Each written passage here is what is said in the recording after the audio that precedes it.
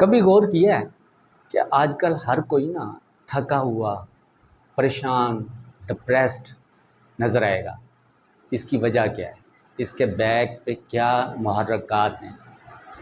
اصل وجہ جو میرے سوچنے میں آئی ہے، جو میں نے انالائز کیا ہے کہ ہم نے نا بہت مشکل کام اپنے کندھوں پہ اٹھا لیا ہے۔ جو میرے اللہ کے کرنے والے کام تھے نا، وہ کام ہم نے اپنے ذمے لے لیے کہ کون گناہ گار ہے، کس کو اللہ تعالیٰ نے کیا سزا دینی ہے، کس کو ہم نے یہیں پہ کافر ڈکلیئر کرنا شروع کر دیا۔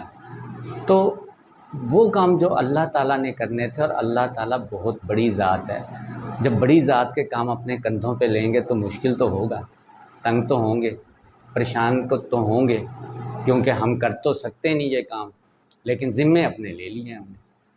اور جو کام ہمارے کرنے والے تھے، جو میرے اللہ نے ہمارے ذمے لگائے تھے، وہ ہم نے چھوڑ دیے، جو بہت آسان کام تھے۔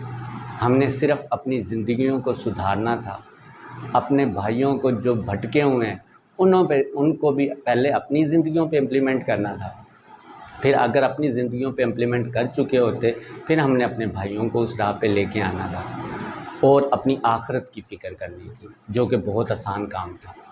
تو ابھی بھی اللہ کرے کہ اللہ تعالیٰ پہلے مجھے اس پہ عمل کرنے کی توفیق عطا فرمائے، اور پھر میرے دیکھنے سننے والے، جو مجھ سے ملنے والے بہن بھائی ہیں، جن تک میری آواز پہنچتی ہے، اللہ تعالیٰ انہیں اس پہ عمل کرنے کی توفیق عطا فرمائے۔ شاید اس سے میری بھی آخرت کا سبب بن جائے، اور آپ لوگوں کی آخرت کا سبب بھی بن جائے۔